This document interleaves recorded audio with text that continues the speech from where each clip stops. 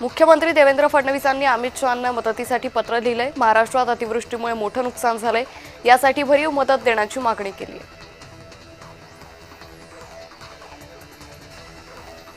आर्थिक निकषावर आरक्षण दिलं पाहिजे या अजित पवारांच्या विधानाला छगन भुजबळांनी जोरदार विरोध केलाय।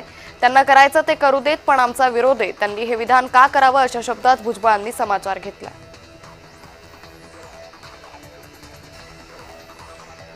नवी मुंबईत सिडको सोडतधारक आक्रमक झालेत। माथाडी कामगार मेळाव्यात मुख्यमंत्री फडणवीसांचं भाषण सुरू असताना सिडको घरांच्या किमती कमी करण्याची मागणी करणारे फलक दाखवण्यात आले।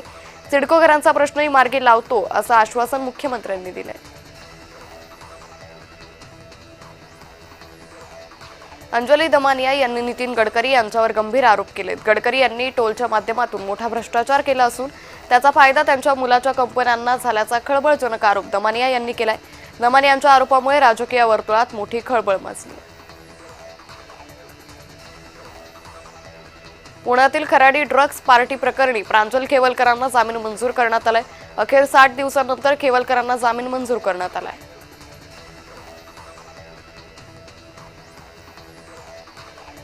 भारतीय लष्करानं लेफ्टनंट कर्नल प्रसाद पुरोहित यांना पूर्ण कर्नलपदी बढती देण्यात आली आहे।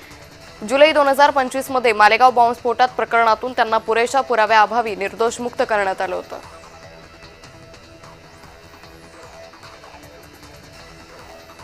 मुसळधार पावसाचा जालन्यातील फुलबागांना मोठा फटका बसलाय। शेतकऱ्यांच्या हातातोंडाशी आलेला घास पावसानं हिरावलाय।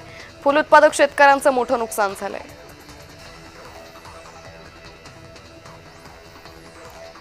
भिवंडीत महापालिकेच्या कर्मचाऱ्याची दादागिरी उघडकीस आली आहे। गॅरेज चालकाला दुकानात घुसून मारहाण करण्यात आली।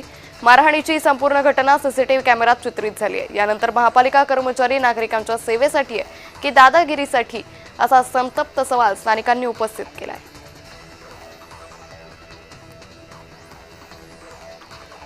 पुण्यातील कोथरूड परिसरातील एका खासगी विद्यापीठाची 2.5 कोटींची फसवणूक झाली आहे। या प्रकरणी पुणे पोलिसांनी सापळा रचून हैदराबादमधून तरुणाला अटक केली।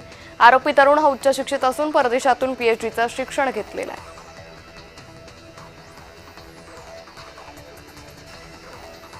बंदी असतानाही ऑनलाईन गेमिंग सुरूच आहे। या प्रकरणाचा रायगड पोलिसांनी पर्दाफाश केलाय। राजस्थानमधून एकाला ताब्यात घेतलं असून 5 जणांचा शोध सुरू आहे। या प्रकरणात कोट्यावधींचे व्यवहार झाल्याचं तपासात समोर आलंय। यामध्ये काही बँक अधिकारी आणि कर्मचाऱ्यांचाही सहभाग असण्याची शक्यता पोलीस अधीक्षक आचल दलाल यांनी व्यक्त केली आहे।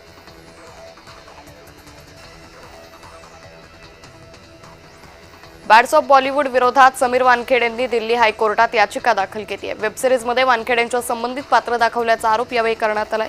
नेटफ्लिक्स आणि रेड चिलीज एंटरटेनमेंट विरोधात याचिका दाखल केली आहे।